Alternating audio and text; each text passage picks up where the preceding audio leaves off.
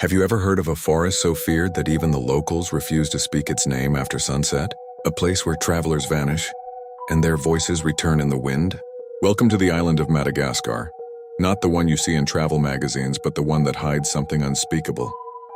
This is the haunted truth, and tonight we step into the forest where the dead still walk. Intro. Eerie ambient sounds continue softly. Madagascar is often called a paradise. Lush rainforests, rare animals, and ancient traditions. But deep in the northwest, near the remote village of Bekopaka, lies the Manjakatompo Forest Reserve, a place believed to be cursed. For centuries, locals have whispered of the Tromba, spirits of the dead who never moved on, and who punish anyone who disturbs their resting place. In 2001, a team of French researchers entered that forest to study rare plants found nowhere else on Earth. Only 2 of them returned, and their story is something no one can explain. Story begins, build suspense with pacing. The team of 6, led by biologist Dr. Luc Moreau, set up camp near an old burial site, despite warnings from villagers who begged them not to. They said the forest was Tenani Medi, land of the dead, but Luc laughed it off.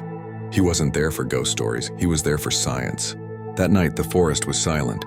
No insects, no animals, not even the sound of wind. One of the researchers, Emilie, later recalled waking up to the sound of whispering in a language she didn't know. When she looked out of her tent, she saw shadows moving between the trees, but no light source anywhere.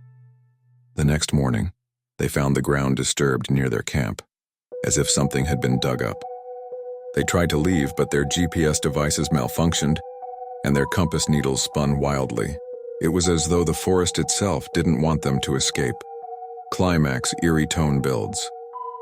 On the 3rd day, one of the team members, Jean-Paul, vanished. No signs of struggle, no footprints, but the others heard him calling their names that night, from different directions at once. Emily described hearing his voice say, "I'm cold. Help me."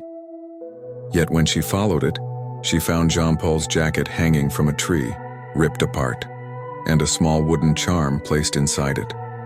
The same kind used in Malagasy funerary rituals. When rescue teams finally arrived a week later, only 2 members were found, Luc and Emily, both severely dehydrated, disoriented, and covered in ritual markings on their backs.